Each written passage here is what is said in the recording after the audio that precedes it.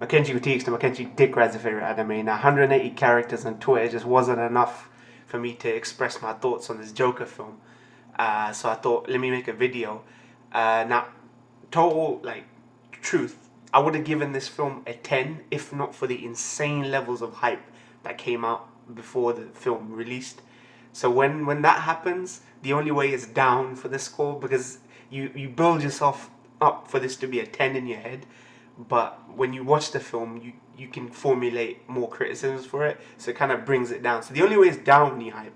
So for me, the film is a 9 out of 10. I'll just make that fucking clear. It's 9 out of 10. It would have been 10 if not for the hype. Beginning part of my review is going to be non-spoilerish, and I'll move on to the spoiler stuff, but I'll give you guys a heads up and warn you guys to just click out, you know, stop until you watch the film, then come back and watch the spoilery bits of the review. So I hope you enjoy. One thing I would say is that this film is just as powerful as all these festival nerds said it was, and I think the director Todd Phillips trolled everyone into going to watch a proper art film under the guise of this big franchise DCEU films, right?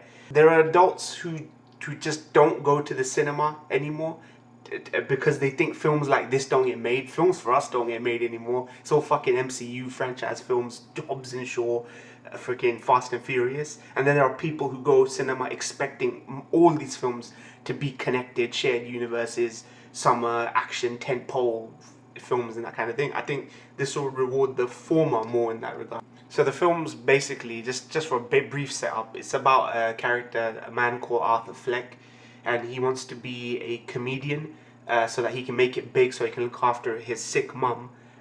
His day job is, he's like a sign twirler, like a clown, and he's twirl sign. He advertises for various, you know, people, their businesses, and I think he's got a condition where it's similar to Tourette's, where he involuntarily laughs. So the laugh's not because he finds something necessarily funny or anything. He's got a condition like Tourette's, and he's got a card. He carries this card which has to explain to people why he bursts out into an involuntary laughter, and he experiences when he's heightened emotion. So when he's stressed, he's like just bursting out laughing, or when he generally laughs, there's a laugh there as well, but it's hard to distinguish, right? And it's visibly painful for him to laugh. It visibly is painful because it's awkward, you know what I mean, in public space to just start bursting out laughing, and it's the cause of so much misunderstanding in the film later on, and it's meant to be awkward, this thing, and I think it's a good way of grounding the laugh, because you can turn someone into a 2D mustache twirling maniacal laughing villain, but in this one they make it a fiber of his very being, and that is actually, funnily enough, not something that he enjoys, you know what I mean? And he never has any sort of genuine laughter you feel in the movie's like a one-man show with Joaquin Phoenix. It zeroes in so close to Arthur Fleck as a character that everything, no matter how big it becomes, no matter if there's societal chaos, political noise out there, dramatic shit going on in the background, it's just background noise because it zeroes in on this guy. And it's not a conventional movie with an A or B to C plot, but it does get more direction as final act, which is more of a payoff for the build-up and the character development. You have to go in expecting this is very much focused. Like, the whole film is him. Like, even the secondary characters are all quite forgettable, apart from maybe a couple of them, like Robert De Niro's talk show character, or maybe Thomas Wayne, maybe his mom. They get their moments, but this might be one of those films where it's literally a one-man show. I think the fact that they double down on this character for so long, some people might be put off. They'll be like, where's this going? Like, where's the story? Where's the plot? But I think it works for the film because of this character has narcissistic traits, which I'll talk more about in the spoiler section. He's sympathetic, he's pitiful, for sure, absolutely, he's got that. But not in the feels sort of way. Like, a lot of people said they beat you over the head. Oh, his life is so shit. Believe me, there are people whose life is more shit than this, but they're not beating you over the head, because even from the beginning they don't paint him to be like, oh, shed a tear for him necessarily. There is something wrong, there is something a bit off kilter about this character that stops you from wholly committing your emotions to him, and I thought that was brilliant. So anyone saying, oh, they're justifying it by saying like this deranged lunatic, you know what I mean, no one's born evil, you're a product of your circumstances. So even from the beginning there's a slight tinge of something off kilter with him. He lacks self-awareness, and his idea of his image and himself is much different from the way, you know, the society perceives him, whether for good or bad. From a technical perspective, this film, it's easy to say, from a technical perspective, this film is like objectively amazing. It's objectively amazing. The cinematography is amazing, the lighting is amazing, the scene composition is amazing, but how much you enjoy the film is gonna come down to how cynical your worldview is. And I'm a guy that wishes fucking an asteroid to wipe out humanity, and I root for Hannibal in the fucking Silence of the Lambs film. So for me, it was I just loved the film because my worldview is quite cynical in that sense. The thing is, I know a lot of people go to the movies to escape, because they don't necessarily want to be reminded about how shitty the real world is. But I feel like because of that, this is the ultimate anti-escapist film. I feel like I prefer my films and my medium to be more honest, because it can be not only cathartic but liberating as well, where you feel like your voice is on screen, what you feel is on screen. You're not burying your head in the sand about something. So I think as a film in its own right about mental illness and societal neglect, I think it's powerful and it's an important film. You know, even if you take off this veneer of like franchise and comic book, you know, origins and all that shit. I've heard a lot of people say that the film's too on the nose, like it's too topical, which is relative, honestly, which is relative, because anything can be topical depending on the time and place. Like a film from the 60s, 70s, 80s could be topical today. It just depends on when you see it. It's just, serendipity is the wrong word. Serendipity has a positive connotation. It's just things happen to align like that. I don't think this is any more topical than some of the other films, you know, that come out, you know, whether old or new, or, you know, that kind of thing. And I feel as though to lay this hysteria around white nationalist shootings around the thing, just to address that, because I've seen it now I can speak to it. Just to lay that hysteria around for this film, it's really not political. Honestly, this film it's a little bit political in the sense about the system is bad, not necessarily society, but system is lacking. Is disingenuous, because look, we know in the comics and in other mediums, Gotham's always represented like a den of iniquity, right? We know it's always talked about criminality born from the disenfranchised. You know what I mean? That's what it's talked about, and wealth inequality. We know that. It's always been a metaphor for that. Gotham's a character in its own right. A grimy, gritty shithole, basically, that needs help, you know, that sort of thing. So we know it's that. So it's disingenuous to say, oh, now Joker's out. Now this is going to incite. You know what I mean? If this had come out 10 years ago, it wouldn't be. It's, like I say, it's topical. It's relative. You know what I mean? It might not be topical, or a 70s movie. You know, like Taxi Driver is topical now. No one's saying, oh, you need to ban Taxi Driver, man, all that. You know, no one's saying that. So it's a bullshit conversation. I thought this film was one of the better or best cautionary tales about society failing people, you know, ignoring and failing them, about mental illness. I thought it was a great cautionary tale about that. It's also good at demonstrating how the system routinely lets the mentally ill down. You know what I mean? Throughout the film, you realize that Arthur Fleck has all these people he thought he could rely on. You know what I mean? He really thought he could rely on them to get better, to be stable. But in the end, you realize he couldn't rely on them. And this covers everything. You can't rely on your boss, your job, your parents, you can't rely on your medical professionals. You know what I mean? And when you give people less and less options, you leave them only a few options. You know, like from suicide or wanting the people to hear you because they don't hear you in society. It's a great cautionary tale for that. And I think we live in a society. We live in a society where we want more positive messages. We want to bury our head in the sands. So for a cynical message in a film like this to come out, I feel it's important. I feel it's important for less the technical merit and more what it is amongst other things right now for me, this film's. So it's not dispassionate. In fact, it's a very passionate film. I think these incel Twitter memes and edgy fucking Twitter, you know, when I talk about Twitter now, Twitter isn't what it fucking used to be, man. Twitter used to be about a news cycle. Now it's about fucking obnoxious, pretentious, overthinking hot takes and threads. This incel thing just devalues the message of what the film's trying to say. The film's trying to tell you to be more compassionate. This is why it'll be difficult for people to reconcile their feelings about this film.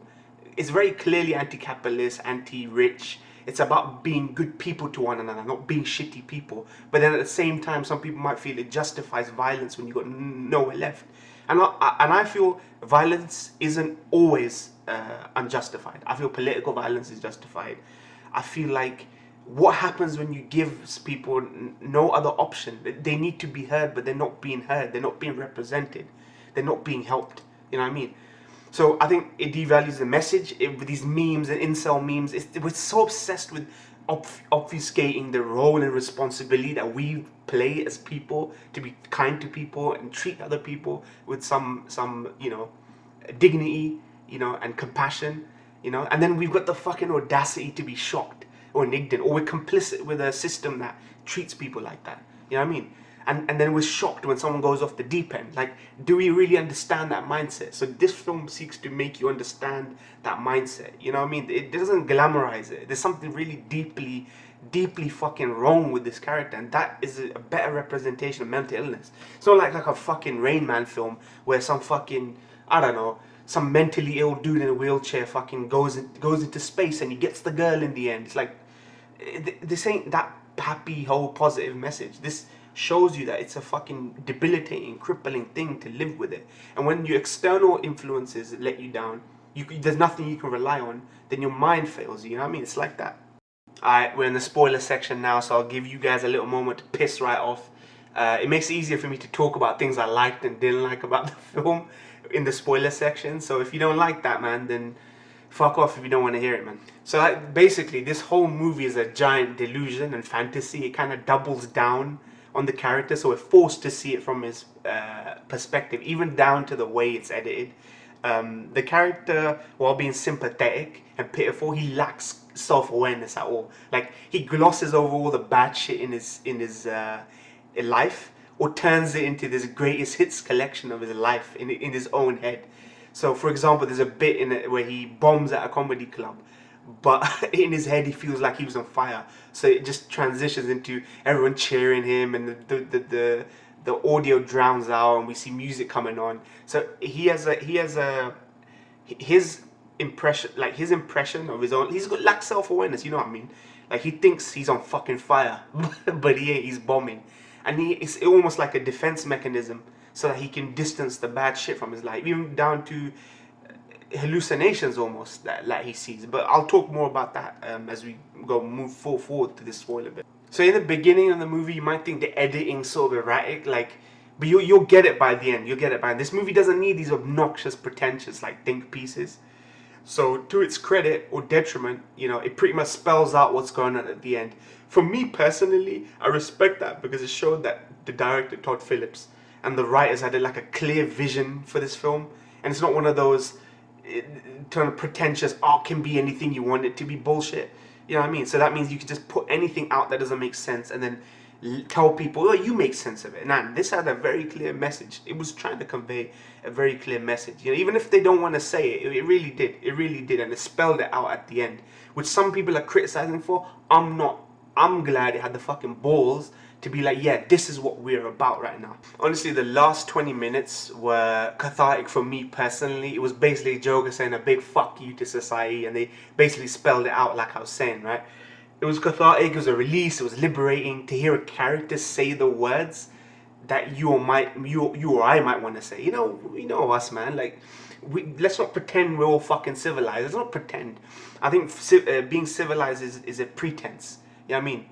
The illusion of civility. We maintain a really good illusion of civility, but these are things that we want to say because we feel like even our own voices to a lesser extent aren't heard, or people aren't governing us the way we think is the right way to do it. You know, we all have that rage in us. Some of us bury our fucking heads in the sand with distractions, but some of us like just waiting for that day where, you know, you come into your element. You know what I mean? And I feel like it was great what they did there. A lot of people are criticizing it because it starts off like this artsy movie, character study, you know, and then right at the end it kind of spells it out for you. But I appreciate that. I appreciate it did that in this day and age where it's unpopular to be cynical.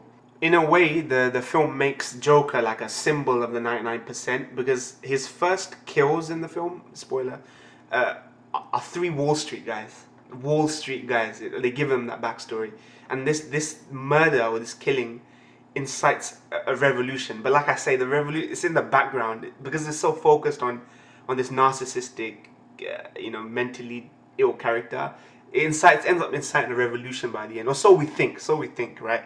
Which actually kind of flips Batman's character on his head, because Batman prattles on about being this symbol. I'm a symbol, man. I'm the symbol. But really, in this kind of universe, he's like a symbol of the 1%. Because look, what is he? He's a millionaire that goes around with his inherited wealth, beating up on mentally ill people. You know what I mean? And because Thomas Wayne is so maligned in this, or at least from Joker's perspective, it puts Bruce Wayne in perspective. He's just a mentally ill fascist, and which is the take on Batman I like. And this is why I like this film. This is more like a Frank Miller version of Joker, where there's no sympathy for the fascist billionaire. You know what I mean? That sort of thing. So the film most certainly has an anti-rich, anti-capitalist message, and how that feeds into, impoverished society and people ignoring the impoverished. So liberals should fucking love this instead of be hating on this. You know what I mean? Liberals should be loving this film. So the way the film flows is that his first kill seems sort of justified out of self-defense, because the victims are a bunch of Wall Street guys, bullies harassing a woman on a train. She's by herself. And people don't tend to intervene when that shit happens. And he didn't want to. He's a meek guy at the end of the day. He's a very unassuming, meek looking guy. So Wall Street guys seem to be universally hated nowadays. So to give those three guys that backstory, it might concern the more faint of heart that, maybe the movie was trying to glamorize that violence, be cathartic, even though it's just straight up murder, you know what I mean? But they were beating up on him, so self-defense. So it makes it more clear-cut in the beginning. And I think the director definitely wanted you to feel sympathy for Joker, and I feel like his violence was justified. But this changes over time. It doesn't stay like that. It changes over time. His subsequent quills, as he loses his mind, become more questionable and a little bit more concerning. Not a little bit, quite a bit more concerning. But that's all changed by stuff at the end. I'll talk about the ending and how this whole film is like a delusion fantasy, which it spells out, which it is. Some people would debate it, but it doesn't need the overthinking. You don't need to overthink this film. You really don't. So apart from the obvious inspirations from Martin Scorsese's Taxi Driver, where the film opens up with this classic 70s, 80s looking Warner Brothers credit sequence, even with the old school music, the film also reminded me of Death Wish, Charles Bronson, at least the good ones, the first 2 or 3, right? Which is funny because I heard that film mentioned this week a few times, but most notably I heard it in Imran Khan, the president of Pakistan, right? In his speech, he brings up the film Death Wish, about Death Wish, and he goes, he cites the movie and he goes, look how everyone fucking cheers for fucking Charles Bronson's character, this mild-mannered, meek, everyman protagonist, when he's going around murdering thugs and hoodlums, right? But as soon as people we don't understand, say 80,000 people stuck in Kashmir, right, who live in open-air ghettos with their rights taken away, right, are driven to the point of desperation, to the point where the only option they have is to fight or end their own lives because they just can't go on, right? When they take up arms, we get all indignant. How dare they take up arms? How dare these guys take up arms? You know what I mean? We don't understand them. We don't know how desperate people get because of their conditions, right? And I think if Imran Khan went on to say, if I was in their position, and this was such a ballsy fucking speech he gave, such a ballsy fucking speech he gave. This is why fucking you, I hate to say you white liberals, pansy, you're pansy. You've had it too good for too long. You know what I mean? You're so sensitive because you've had it so good. You know what I mean? You don't know what desperation is. You don't know you're insensitive to mental illness. You're insensitive to the mindset of people. You know what I mean? He said he would have taken up arms if he had the choice, and he received audible groans for that. Audible groans he received for that. In the Joker movie, Joker tells this insensitive joke on a chat show, Murray Robert De Niro show. He gets invited on because Murray was taking a piss out of him bombing at the comedy club, right? He's been invited on, and he receives the exact tone, the exact same audible groans when he tells that joke. but that joke is in a broader context about a statement about violence from desperation. The double standard on violence, our double standard on the views on violence, justified, unjustified. So Arthur Fleck has suicidal thoughts, which he writes in his journal.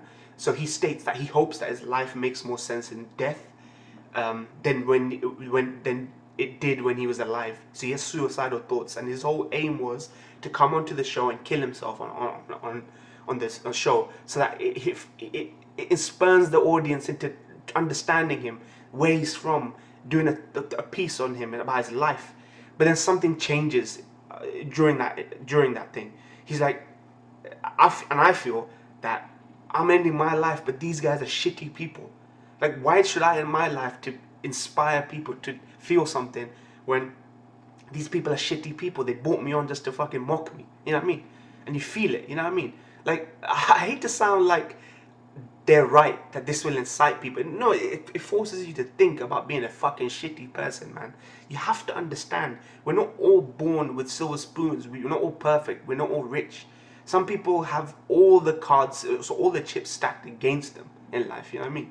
So I thought it was a beautiful segment. In fact, one of those powerful parts of this film towards the latter end, like the third act. I really didn't want to get political in the review, because even Joker's character says, I'm not political. He gets asked straight up. This is why it spells everything out for you. I'm not political. I don't give a crap. He doesn't give a crap about that revolution that's going on in the background, because he is narcissistic. He has a tinge of narcissism, but it is all about him. And you know, he feels like he got recognized, but he doesn't care about the revolution against the rich. It's not a very political film. And even the Joker says, I'm not very political, but he wants society to take a look at themselves. So I'll move on to the music. The music is by a composer who did Chernobyl. I've seen Chernobyl now. I don't know the name of the composer, but he did the score for the Chernobyl TV show. And it was intense. The soundtrack is actually really good. It's pervasive throughout the whole film. It's like it's like a droning sound constantly, but it shifts according to the mindset of the character. So even scene with no dialogue, specifically with scene with no dialogue, the music does the heavy lifting. So in describing the deranged mindset, the shifting mindset that Arthur Fleck was in. So I thought it was a brilliant soundtrack. Some people might even say there's a lack of diversity in the soundtrack, but that's fine, because it shifts when it needs to. It definitely is an important part of this film, because they bring up Charlie Chaplin, which is also a sort of like a inspiration. They even show a little segment where everyone watches a famous Charlie Chaplin segment, right? So when there's no dialogue, the music does the heavy lifting. It conveys the feeling it needs to do. So I briefly mentioned in the non-spoiler review section how the film is one giant delusion, one giant fantasy.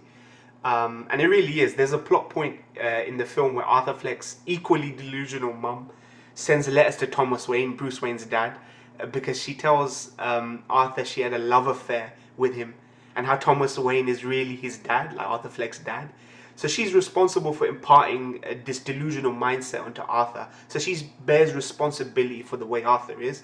So as it turns out, Penny Fleck, Arthur Fleck's mum, is actually only his adoptive mother, and Arthur was really abandoned as a kid and isn't really Thomas Wayne's son. But a lot of the film is spent him being convinced that he is, and he has abandonment issues. He even this comedy chat show host, Robert De Niro's character, he kind of wishes right at the beginning of the film that he was his dad. You know, he has these fantasies about how he'll meet his heroes. But you know, this idea that never meet your heroes, they'll always let you down. That is so true in this film, so true. So the whole film, you see Arthur have his identity robbed from him, and he's never knowing who he is, where he came from, why he is the way he is. It fits in line with this whole ambiguous past of Joker. Even by the end of this film, you don't know where he came from. You do kind of know what he went through, but it's a raw and pure origin story that I hate to say it doesn't justify. A lot of people go through abuse, but they don't become like this. But he's mentally ill. He took trauma to the head, and people go through this. It's a very grounded film. It's a stark reality. It's a sobering film, you know. So they try and make sense of it when he gets a hold of his adoption records, and you discover that he was actually abused by his adoptive father, Penny Fleck's husband, right? As a kid, he was chained to a radiator, he was beaten over the head, You know what I mean? He was a product of a particular set of circumstances for which he can't be blamed.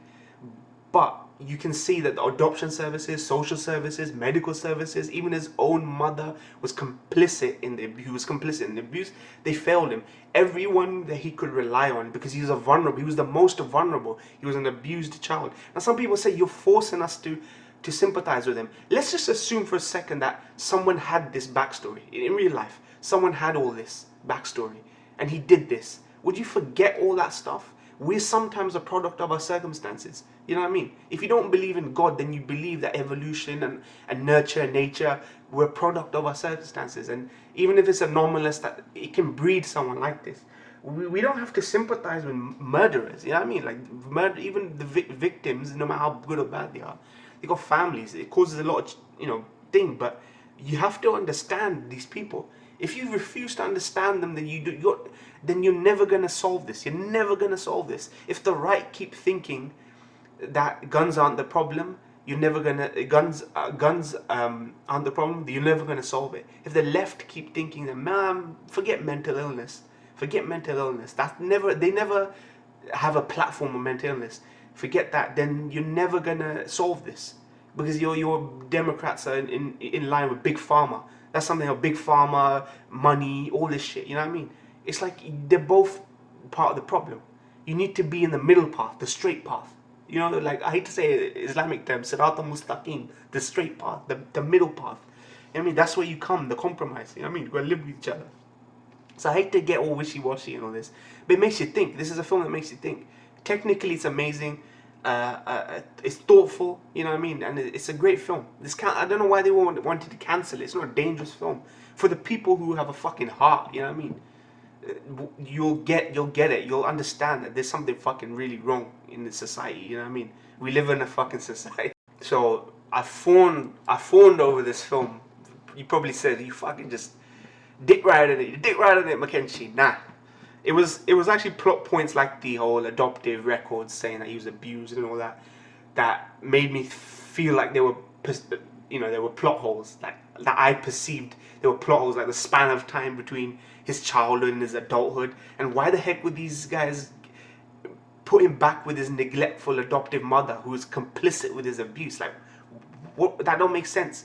And why does this film feel like a great like a really concise version of his life? Like, not concise, a really brisk and brief and choppy version of his life. That is resolved at the end by suggesting that this is a joke or a fantasy he was entertaining. So this joke or fantasy in his head, this film ends with the death of the Waynes. This is the death of the Waynes. Martha, Thomas, and Bruce is there. Bruce is in this film. In fact, there's a scene in this film where I got goosebumps, where he meets Bruce at the gates of Wayne Manor, and he comes up to him, he does a magic trick, knowing who these characters are and who they'll become, and seeing that almost tender moment between them. I got goosebumps. It was amazing.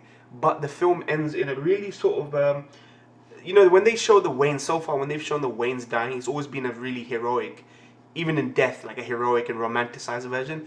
This didn't romanticize it.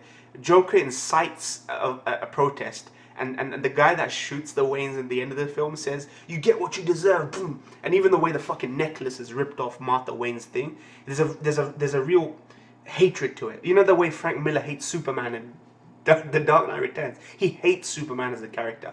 He just wanted to bring him down. That's how they treat that scene in there, because it's all from his perspective.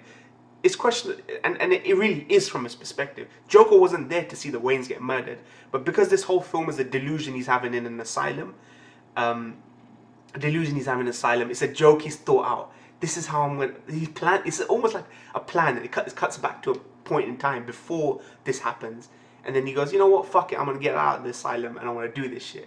So, I'm gonna end my thing by, there's a beautiful line. I'm paraphrasing here. The film ends with this sharp writing, when the counselor, he's laughing, he's having that laughter he has that's really uncomfortable for him, and she's asking him, well, what are you thinking about? He says, I just thought of a joke, right? To which to which she responds, do you care to share? Care to share what this joke is? To which he replies, you wouldn't get it. That's how it ends. You wouldn't get it. And I think really that sums up the divided audience response, man. So that's all I can really say about this film, man. I thought it's a brilliant film. I think the only reason it's not a 10 is because it was hyped too much to be a 10. You know, when you watch a trailer, you like the film you think it will be, and then when you watch it, you find out the film that it is, and it is so close to the film I thought it would be that it deserves a 9 out of 10, but it doesn't deserve a 10, a full-on 10. For a 2-hour film, it feels actually longer than a 2-hour film, which is good, meaning the pacing is good. Usually when a film has 2 hours, you feel like, oh, they rushed through it to cram it into 2 hours. They didn't. They took their time with this character. And then again, it's focused solely on one character, so there's not much you can get moving until the end. I think a lot of it works on the fact that we know who this character becomes. So we're more interested in seeing how he became who he became, what led him to that. That's the most interesting thing. So 9 out of 10 for me. What do you guys think? Let me know in the comments below. Be sure to like, comment, subscribe, follow me on backup channel, all that good shit. Press them buttons. Hope you enjoyed the review. Peace out, guys.